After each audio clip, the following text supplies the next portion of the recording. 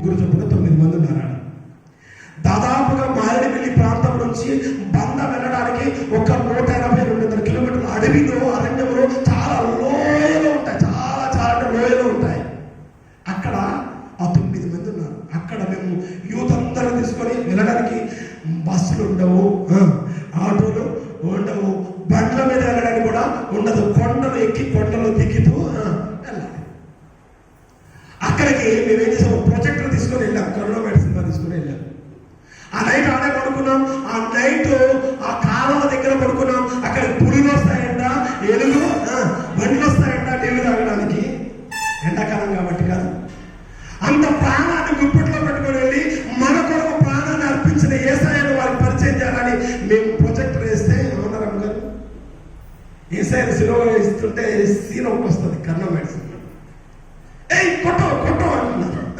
వాడు కొట్టు, అలాగే కొట్టు కొట్టు అంటున్నారు. వాటి విలువ తెలియదు. నీవు కూడా అలాంటి వాడిగా ఉన్నావా? నేను చేసిన పాపాల కొరకు, నేను చేసిన అపరాధం నిమిత్తం నా తండ్రి అయిన దేవుడు నా కొరకు ప్రాణాన్ని పెట్టాడు. అమ్మా, మీరు వింటున్నారు కాబట్టి మీ ముఖాలే తెలుస్తున్నాయి. మీకు ఆసక్తిగా ఉంది అని నాకు అర్థమైంది కనుక నేను చెప్పాను.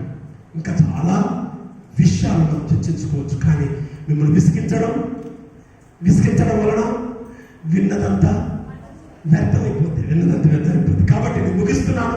దేవుని యొక్క శరీర రక్తంలో పాలు పంపులు తప్పనిసరి.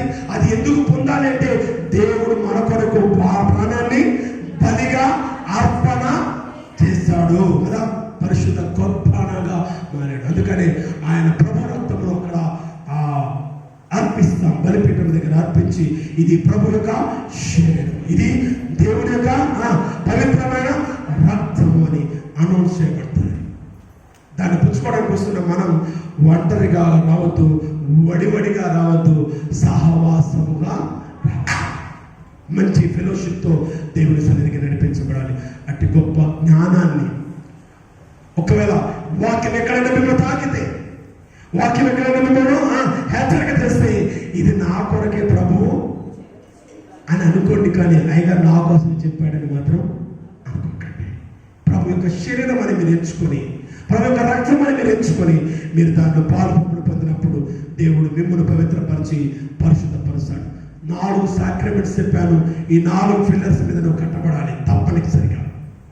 అర్థమైందిగా? మొదటిది వివాహము, రెండవది బాప్తిస్మము, మూడవది కన్ఫర్మేషన్ నిర్ధారణ,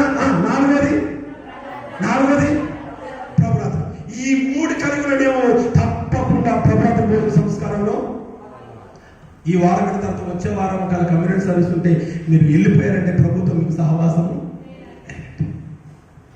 ప్రేమైన దేవుని పిల్లరా, పరిశుద్ధమైనటువంటి ఆ ఘనమైన కార్యంలో మీరు పాల్పొంది పొంది బాప్తిస్మ యేసు నామములో, తండ్రి యొక్క కుమారుడు యొక్క పరిశుద్ధాత్మ యొక్క నామములో మీరు బాప్తిస్మను పొంది, మారు మనసు పొంది, పశ్చాత్తాప పొంది, బాప్తిస్మ పొంది తప్ప పరలోక రాజ్యంలో మీకు స్థానము లేదు. ఈ లోకంలోనే నిర్ధారణ, కన్ఫర్మేషన్. నీకు నీవే నేను ప్రభువు వాడను, నేను ప్రభువు దానను అని నువ్వు నిన్ను నీవే కన్ఫర్మ్ చేసుకొని ప్రభు యొక్క శరీర రక్తమనే సంస్కారంలో నువ్వు పాల్గొను. సంఘం అందుకనే అడ్మినిస్ట్రేషన్ ఏం చేస్తుంటే ప్రతి విశ్వాసి సంవత్సరానికి ముమ్మారైనా అంటే 4 నెలలకు ఒకసారైనా సీజనల్ గా, వర్షాకాలం ఒకసారి, ఎండాకాలం ఒకసారి, శీతాకాలం ఒకసారైనా వస్తాడని ఏం చేస్తారు తెలుసా? అడ్మినిస్ట్రేషన్ లో సంవత్సరానికి ముమ్మారైనా ప్రభురాత్రి భోజనంలో పాల్పొంపులు లేకపోతే వాడికి సంఘంలో సభ్యత్వం రాదు. తెలుసా ఈ సత్యం? సంవత్సరానికి కనీసం ముమ్మారైనా నువ్వు తీసుకోవాలట. 3 సార్లు ఒకవేళ పాల్పొంపు లేకుండా ఇక్కడే సభ్యత్వం లేకపోతే అక్కడ సభ్యత్వం దొరికితే పరలోక రాజ్యానికి వెళ్ళిపోతావా?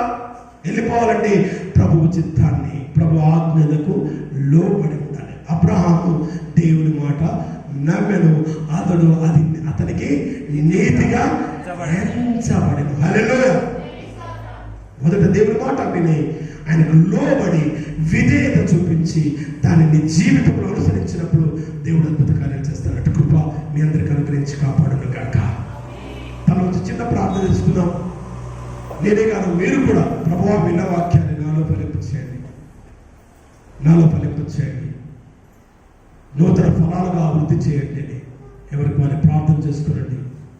దేవుడు మిమ్మల్ని